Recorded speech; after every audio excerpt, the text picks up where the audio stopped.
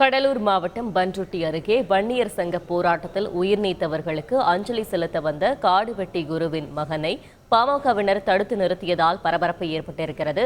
இது பற்றிய விவரங்களை செய்தியாளர் தேவநாதன் வழங்கிட கேட்போம். தேவநாதன், வணக்கம். இது தொடர்பான கூடுதல் விவரங்கள் என்ன?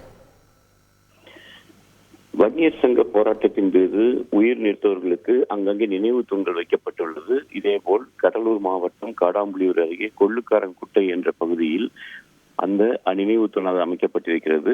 இன்று அவர்களது நினைவு நாளை முன்னிட்டு பாட்டாளி மக்கள் கட்சி தலைவர் அன்புமணி ராமதாஸ் பிற்பகல் இந்த நினைவு தூணில் வந்து அஞ்சலி செலுத்த வருவதாக இருந்தது.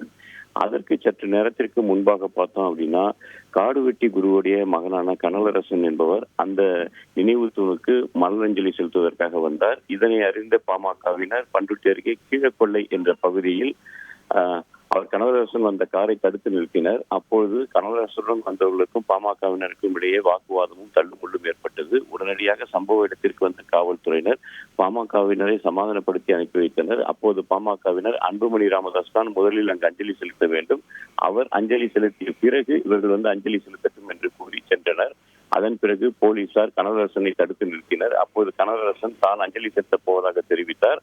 போலீசார் அவர்களிடம் பாமகவினர் ஏற்கனவே இந்த நிகழ்ச்சிக்காக அனுமதியை பெற்றுவிட்டனர், அதனால் அவர்களுக்கு தான் முன்னுரிமை வழங்கப்படும், நீங்கள் இதற்கான எந்த ஒரு முன் அனுமதியும் பெறாத காரணத்தினால் அவர்கள் வந்து சென்ற பிறகுதான் வந்து செல்ல முடியும், நீங்கள் வந்து அஞ்சலி செலுத்த முடியும் என்று கூறிவிட்டதால் அவர்கள் காவல்துறையினருடன் கடுமையான வாக்குவாதத்தில் ஈடுபட்டனர்.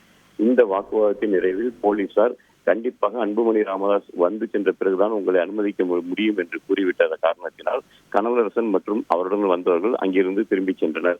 இதனால் அந்த பகுதியில பார்த்தோம் அப்படின்னா சிறிது நேரம் ஒரு பரபரப்பான சூழ்நிலை வந்து நிலவி வந்தது. நன்றி தேவநாதன். செய்திகளை உடனுக்குடன் தெரிந்து கொள்ள உடனே சப்ஸ்கிரைப் பண்ணுங்க.